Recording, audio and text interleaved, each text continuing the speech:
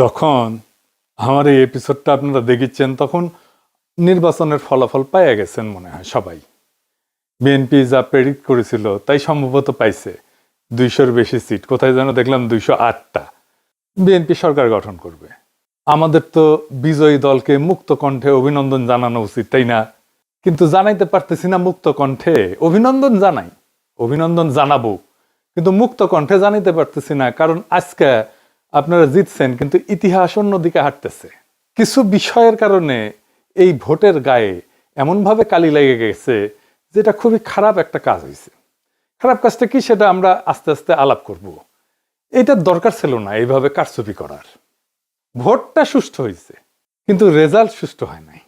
10:30 পর্যন্ত রেজাল্ট আসতেছে মোটামুটি 2 জোট পাশাপাশি আগাইতেছে, 3-4টা সিটের গ্যাপ, কখনো এই জোট একবার আগে, কখনো আরেক জোট একবার আগে, তারপরে সব বন্ধ বেশ কিছুক্ষণ, ঘন্টা 2-1, তারপরে তত্তর করে বিএনপি আগে যেতেছে।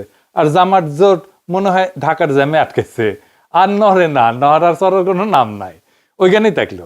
40 থেকে বিএনপি 208 হইল। আচ্ছা বলেন তো, কখনো এইভাবে ডেটা ফাংশন করে? ভোটের সব তো ডেটা, অঙ্ক, এটা কি এইভাবে ফাংশন করে? মানে এটা বিজ্ঞানের কথা, হ্যাঁ, ব্রেনটের কথা আর কি, এডুকেশনের কথা। এগুলো তো র্যান্ডম নাম্বার। যেভাবে ভোটের রেজাল্ট ঘোষণা করা হয়েছে এর কোনো প্যাটার্ন মানে নাই। আপনি এই ডেটা যে কোনো ম্যাথমেটিক্যাল স্ট্যাটিস্টিক্যাল মডেলে ফেলেন, তারপরে দেখবেন এটা ম্যানিপুলেশন হয়েছে। একদম সেই অঙ্কে কষে এটা বুঝাই দেওয়া যাবে। আমি বুঝাই বলি একটারে, ধরেন এটা 300 সিট, তাই না? 2 জোটের সাপোর্ট মোটামুটি কাছাকাছি। তো র্যান্ডম অর্ডারে সিট ডিক্লারেশনের যে ধারা একটার পর একটা আসতেছে, এইটা যদি আমি সাইমুলেশন করি, বারবার করে দেখি, ধরেন 1 লাখ বার করি, করে দেখবো যে কয়বার এরকম প্যাটার্ন আসে। প্যাটার্নটা কিরকম? যে 10:30 পর্যন্ত নেক টু নেক ফাইট চলতেছে, তারপরে টোটাল ফ্রিজ একদিকে, আর একদিকে ম্যাসিভ অ্যাক্সেলারেশন, দাম করে উঠে গেছে উপরে। এটা সম্ভাব্যতা কত? এটা সম্ভাব্যতা যদি 0-এর কাছাকাছি হয় তাইলে এটা কারচুপি। আমি অঙ্কটা করেছি, হ্যাঁ, অঙ্ক করলে, হ্যাঁ, আমাদের বাংলার মার্টিন লুথার কিং অঙ্ক ভয় পায়, তো আমি করেছি, যদিও আমি স্ট্যাটিস্টিশিয়ান না। তাইলে এইটা হওয়ার সম্ভাবনা 0। মানে 1,90,000 বিলিয়ন কোটি বার যদি আপনি এটা করেন তাহলে একবার আপনি এটার চান্স আছে।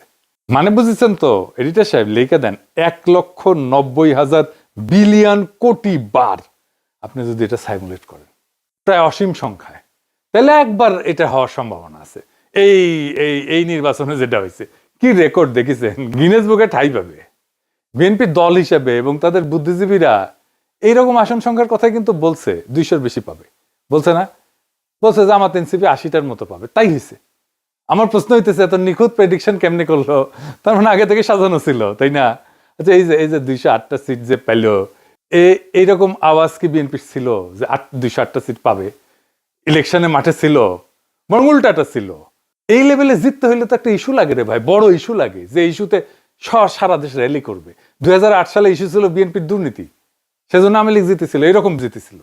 70-এর নির্বাচনে ছিল স্বায়ত্তশাসন, এজন্য মুজিব জিতেছিল। এইবার কি ছিল? Family card.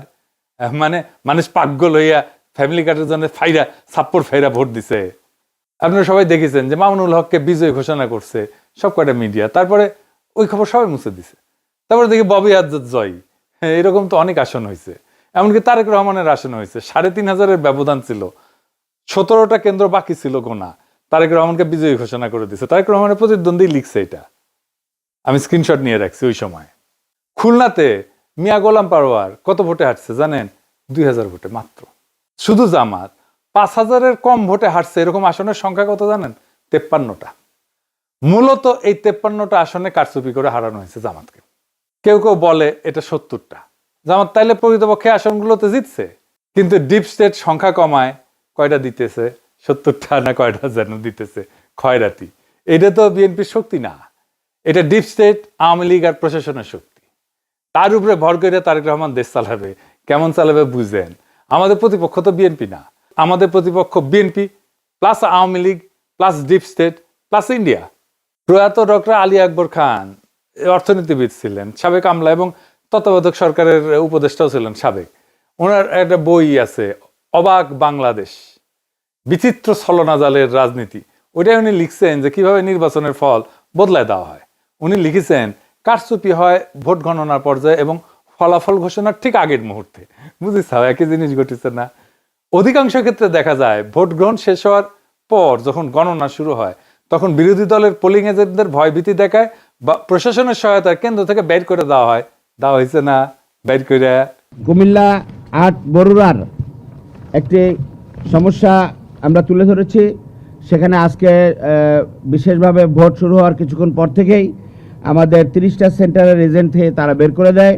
রিটার্নিং অফিসারের পক্ষ থেকে দেই দিচ্ছি করে এবং পদক্ষেপ নিচ্ছি করে কথা বললেও কোনো পদক্ষেপ তিনি কার্যকর করতে পারেন নাই।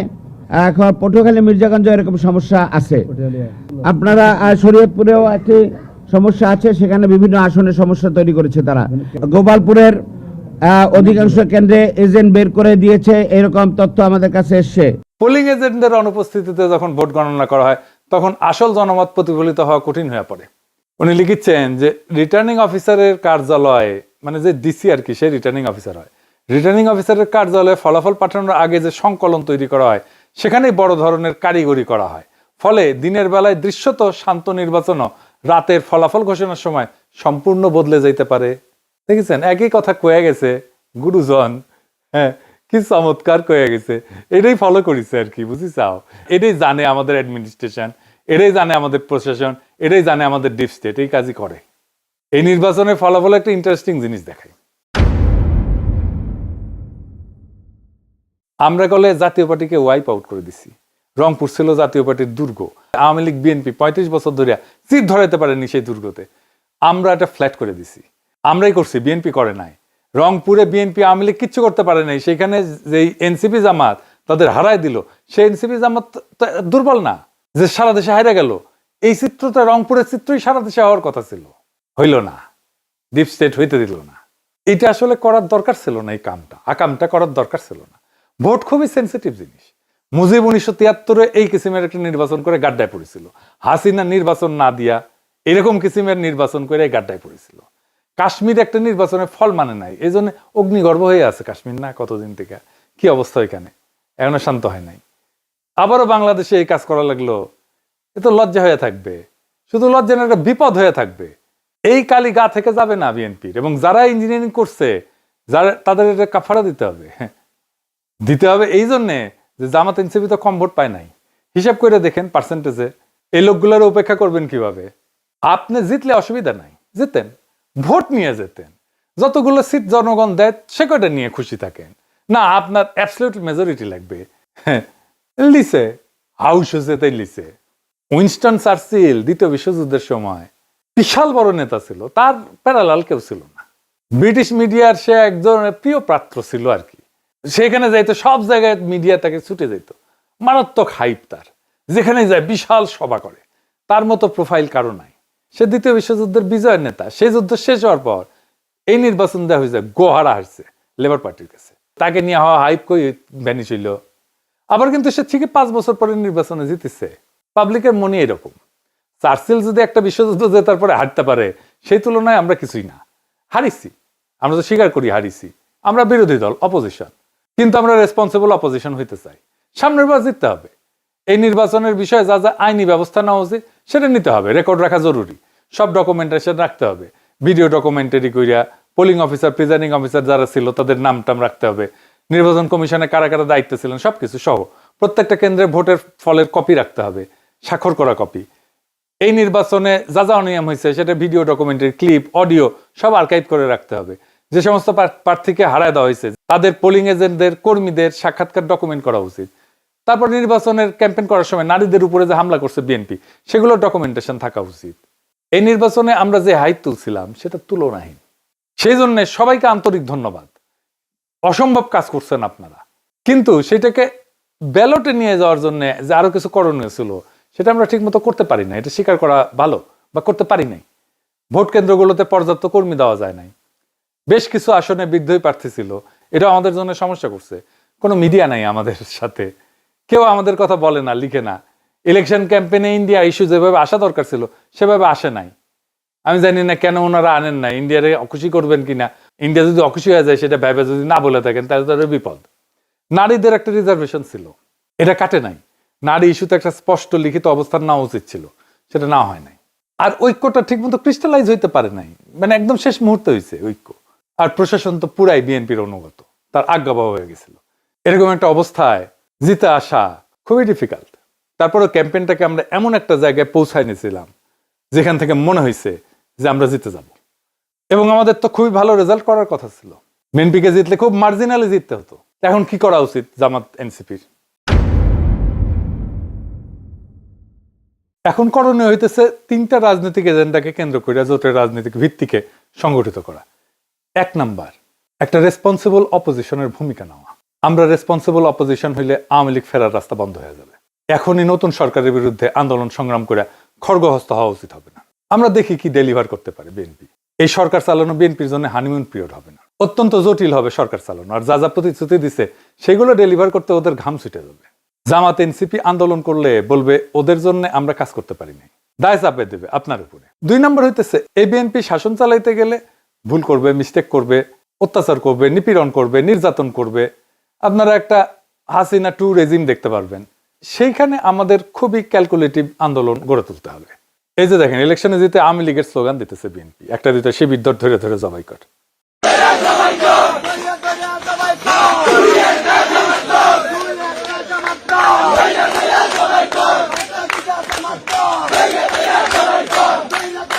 বিজয়ের উল্লাস চলতেছে দুবাই স্কুল।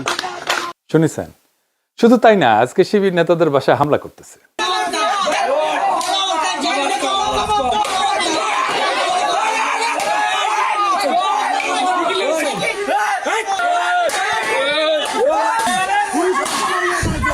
বিএনপির সন্ত্রাস,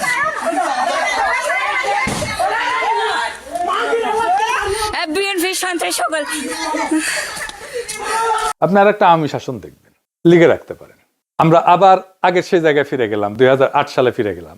এরপরের সময়গুলোও আবার রিপিট হবে, এবার হবে দ্রুত। হাসিনা 15 বছরে যা যা দেখছেন তা বছর 2-এর মধ্যে দেখে ফেলবেন। তারেক রহমানের যদি স্টেবিলিটি প্রায়োরিটি হইতো তাহলে ভোটটা তিনি ফেয়ার হইতে দিতেন। মানুষ একটা পরিবর্তন চাইছিল, তিনি পরিবর্তনটা ঠেকাই দিলেন। এভাবে আদৌ পরিবর্তনকে ঠেকায় রাখা যায় না। আর 3 নাম্বার স্ট্র্যাটেজি হইতেছে আজকে যেই শক্তি জামাত আর এনসিপির পিছনে দাঁড়াইছে সেই শক্তিকে সংহত কইরা পরের নির্বাচনের জন্য আজ থেকে প্রস্তুতি নেওয়া উচিত। এই নির্বাচন কিন্তু দেখাই দিল যে বাংলাদেশ এখনো গণতান্ত্রিক পরিপক্কতায় পৌঁছায়নি, কিন্তু এই ভোট প্রমাণ করলো একটা বিকল্প শক্তি উঠে এসছে। এই শক্তিকে আর থামানো যাবে না। আর বিএনপি যেহেতু আওয়ামী লীগ আর হাসিনার দেখানো পথেই যাইতেছে, তাই সে হাসিনার অন্তিম যে লক্ষ্য সেটার দিকেই যাবে। এটাই ইতিহাসের শিক্ষা। তবুও আপনাদের জন্য শুভকামনা। আমরা লক্ষ্যে অবিচল থেকে আগায় যাব, জনগণকে সাথে নিয়ে যে আজাদির কাফেলা আমরা শুরু করছি তার সাথেই যাব।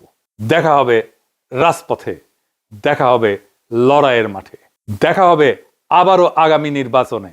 আমরা আরো শক্তিশালী হয়ে আপনাদের সামনে আসব। ইনকিলাব জিন্দাবাদ।